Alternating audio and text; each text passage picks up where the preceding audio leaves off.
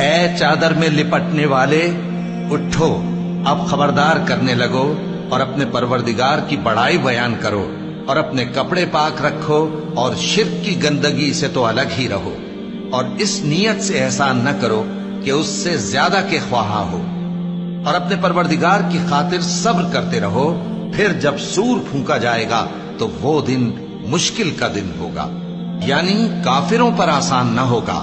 مجھے اس شخص سے سمجھ لینے دو جس کو میں نے اکیلا پیدا کیا، اور میں نے اس کو بہت سا مال دیا، اور ہر وقت حاضر رہنے والے بیٹے دیے، اور اس کو ہر طرح کے سامان میں وسعت دی، پھر بھی لالچ رکھتا ہے کہ میں اسے اور زیادہ دوں۔ ایسا ہرگز نہیں ہوگا، یہ ہماری آیتوں کا بڑا مخالف رہا ہے۔ میں اسے ایک بڑی چڑھائی چڑھاؤں گا۔ اس نے غور و فکر کیا اور ایک بات ٹھہرا لی،